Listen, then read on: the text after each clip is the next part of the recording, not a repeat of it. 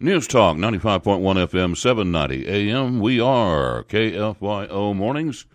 Dave King and Matt Martin, and it is a Thursday, and it is 7:35. That can only mean one thing, that your Car Pro is on line one. Good morning, Car Pro. Well, good morning, fellas. How's everybody? Well, we're expecting a high today in Lubbock of 84 after I think we had 2 or 3 days in a row where it didn't get above freezing. So Yes. I heard someone say the other day that Canada, come get your weather, is down here in Texas and it's drunk. I thought that was pretty good. Pretty good explanation. How are things in the Big D area, the Metroplex? Yeah, it's about the same. We're not going to get quite that warm, 75 today, but we had 3 mornings this week that in the 20s in the mornings. I mean, really, really cold. But it hasn't bothered me because I've been riding around in a new Ford Ranger. Ooh. 2019. Yeah, it made it's back after 6 years of being AWOL. It's back on the market, and quite a nice truck, actually. I was a little concerned before I started driving it. The only engine they're offering right now is a 2.3-liter EcoBoost, and that's a 4-cylinder, and it sounded pretty small, because trucks today, these mid-sized trucks, whether it's the Chevy Colorado, the GMC Canyon, the Toyota Tacoma, they just keep getting bigger, and this Ranger falls right in there with all of them. It's a good-sized truck. It's not a full-size truck, but the funny thing is this truck is about the size of trucks 10 years ago, the full-size half-tons 10 years ago. They just keep getting bigger and taller and wider. But an enjoyable truck. Again, I was concerned that it wouldn't have enough power, but it really does okay. It's got 270 horses. It's getting good fuel economy. I'm averaging over 21 miles to the gallon in mixed driving, which is good for a truck. It'll tow 7,000 pounds, which was a little bit surprising with that 4-cylinder. But as you guys and I have talked so many times about how much more power they're getting out of smaller and smaller engines. Yeah. This is the 4-door crew cab. It's the Lariat. That's the top of the line. It does come in an extended cab with a longer bed.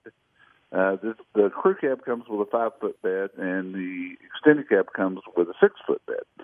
So, there's both work and personal use applications with this truck. Sticker price, just a hair over $40,000, which sounds like a lot, but it's actually priced right in line with Tacoma and Colorado. No, I mean, and I understand what you're saying there, but the real question is, what about, because I think last week you were talking about a Dodge, or a couple weeks ago, about a Dodge that were coming out, a full-size truck that was, what was it, in the 30s?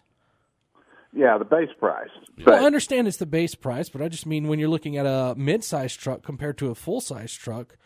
No question. And then you got to realize, too, this truck has no incentives on it because it's just brand new and they're selling like crazy, and it will for a little while. But all the manufacturers are pricing their vehicles on the window sticker today to leave themselves room for big rebates, and this truck will have them at some point. They all do. So that's just go ahead. Jerry, I was just going to say, I've never been a Ford guy, but we recently rented. We were in Florida and rented a Ford, that SUV, and for the life of me, I can't think of the name of it. Edge. Explorer. It was a nice vehicle, but particularly, I think what Ford has got over the rest of them is their, I guess what you'd call their command center, their GPS system, and the radio and all that it's all built in together in that one screen. Yeah, it's called the Sync 3 system.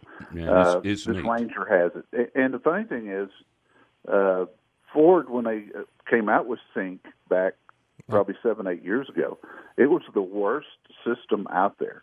And today, they have just continued to work on it. Today, it's very intuitive. In fact, I wrote that in my review of this Ranger. It's very fast, and it's very easy to operate. Yeah, the GPS is easy.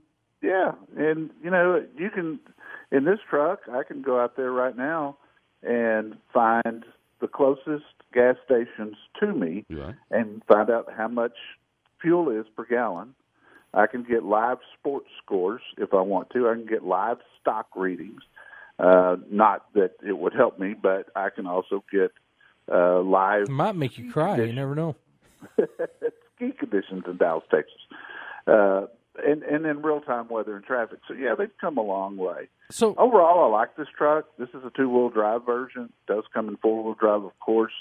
Not crazy about the color of this one, but other than that, it's a very enjoyable truck. I really kind of expected the interior to be a little nicer on the top-of-the-line Lariat. It's got a lot of plastic inside, but that's kind of the way of the world because that's how you save weight with these cars. Hey, Jerry, I do have a question for you now, just because, the Ranger used to be kind of like the go-to, and a few others for fleet vehicles, fleet trucks, if you needed a small truck just to deliver stuff back and forth.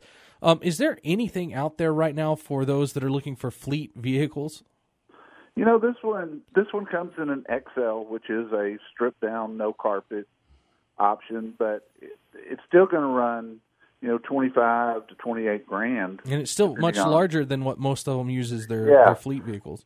Yeah, I used to sell, when I was in the Ford business all those years, I sold Rangers to pest control companies that, needed a bed but didn't need to tow or haul anything really heavy. Yeah. And they'd run those Rangers into the ground. Oh, yeah. I mean, they were 300,000 miles if they can get them.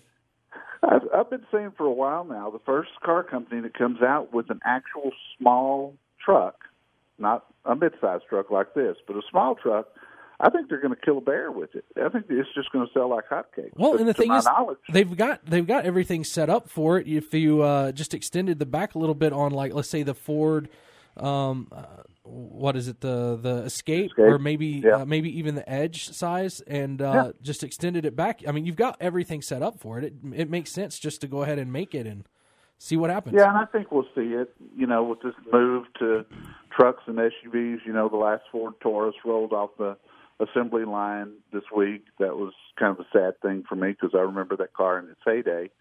And then Chevrolet is building the last Chevy Cruze in Ohio this week before they close that plant, and it's strictly because cars aren't selling. As cars start selling again, you never know what might come back. Well, that's exactly right, because we pronounced the Taurus dead once before, and it made it come back. Yeah, and the Ranger was dead too. So. Oh, yeah, there you go.